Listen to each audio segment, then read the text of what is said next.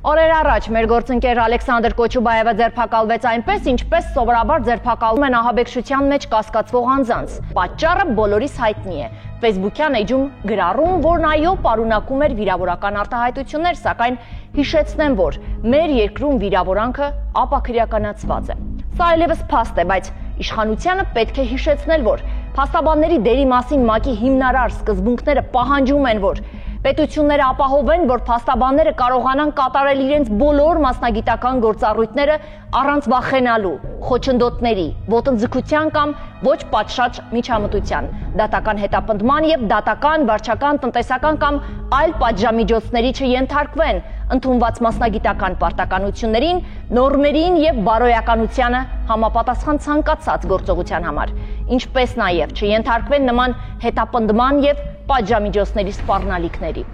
Այս սկզբունքները նաև պահանջում են, որ փաստաբանները օգտվեն քաղաքացիական եւ քրեական անձեռնմխելությունից կատարված համապատասխան հայտարարությունների համար։ Կոչուբաևի ձերբակալությունն ու այնուհետև կալանավորումը ազդակ է բոլորին, կամ պետք է լռել, կամ էլ սպասել նման ելքի։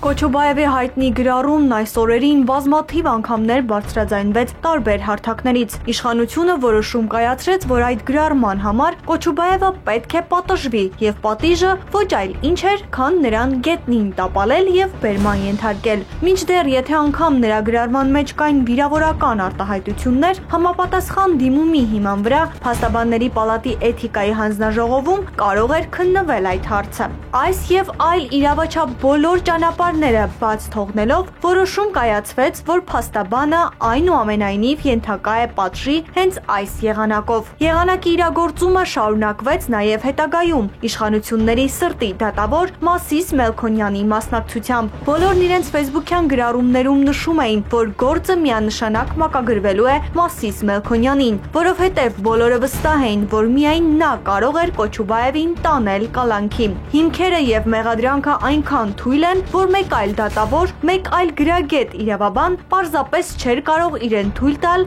այս գործով ընդունել կալանավորման որոշում։ Դա ձերբակալություն չէր իրականում, դա ավելի շատ վրեժխնդրության եւ ցասումի սցենար էր եւ կարեւոր է արձանագրել, թե օրենքով արգելված չէ, բայց սովորույթի ուժով այլ դեպքերում չեք հանդիպի, երբ քննչական կոմիտեի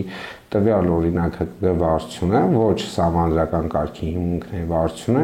ձերբակալման որոշումը հանձնարարի ոչ թե ոստիկանության աշխատակիցներին, այլ ԱԱԾ աշխատակիցներին։ Ընդ որում ձերբակալումը իրականացնելուց հետո քննչական կոմիտեում արդեն ԱԱԾ աշխատակիցները լքեցին եւ ուղեկցումը սկսեցին կատարել ոստիկանությունը։ Այս խնդրին անդրադարձավ նաեւ մարդու իրավունքների պաշտպանը, մատնանշելով, որ վերջին շրջանում հաճախ է բարձրաձայնել փաստաբանական համայնքի ներկայացուցիչների կողմից ոչ իրավաչափ հրապարակային խոսքի օգտագործման լայն ծավալներին եւ էթիկայի կանոնների մասին։ Սակայն ըստ մարդու իրավունքների պաշտպանի անթույլատրելի է, որ ցանկացած նման խոսք կարող է հանգեցնել քրեական պատասխանատվության։ Դեպքի օրը Շենգավիթի դատարանում քննվող դատական գործի ժամանակ Ալեքսանդր Կոչուբաևի հետ էին նաեւ մի շարք այլ փաստաբաններ։ Փաստաբան Ռուբեն Մելիքյանը, ով դեպքից հետո Կոչուբաևի ձերբակալումը որակեց ֆաշիստական, տպավորիչ այդ ձերբակալման մասին կիսվեց Facebook-յան իր էջում ուղիղ հեռարձակմամբ։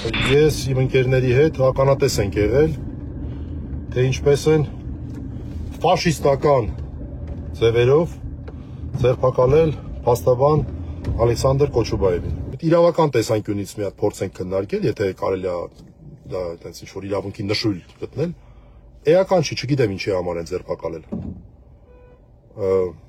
Մարդուն փաստաբանին հանրային ճանաչելիություն ունեցող անձին, որը ոչ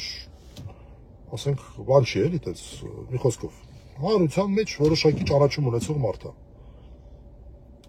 Դիմակավորված ինչի եք գալի ձերբակալման։ Ինչն է պատճառը դրան։ Այսինքն ում հետ գործ ունեք, այդպես հանցավոր խմբի ղեկավարի հետ գործ ունեք, Ուսամա Բեն Լադենի հետ գործ ունեք, փաստաբանին այդպես կձերբակալեն։ Սա նշանակում է շատ լուրջ մարտահրավեր, եթե այդպես կարելի ասել, շատ լուրջ խնդիր փաստաբանական նաև տեսանկյունից։ Կոչուբաևի շահերի պաշտպանությանը ներգրավեցին 2 տասնյակից ավելի փաստաբաններ։ Փաստաբանական խմբի կազմում ներգրաված Աբգար Պողոսյանի դիտարկմամբ գործընկերոջ նկատմամբ իրականացվող այս գործընթացը ապօրինի հետապնդում է։ Մեղադրյալի կարգավիճակ ստանալը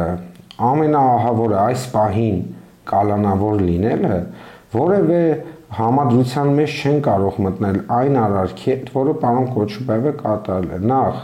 ցանկացած պաշտոնատար անձ պետք է պատրաստ լինի սուր քննադատությունների։ Այդ չափանիշները սահմանելա մարդու իրավունքների եվրոպական դատարանը, այո, այն անձը, որը պաշտոնատար է, նրա հասցեին ուղղված քննադատությունները կարող են նաև նրան դուր չգալ։ Եվ պարոն Կոչուբաևը զուտ քննադատություն է, իր քննադատությունն է արել որոշակի շրջանակին, ընդ որում այո, դա որոշ անձանց համար սուբյեկտիվ ընկալման համար կարող լինի նաև սուր, ես դա չեմ հերքում, բայց դա չի նշանակում, որ այդտեղ կա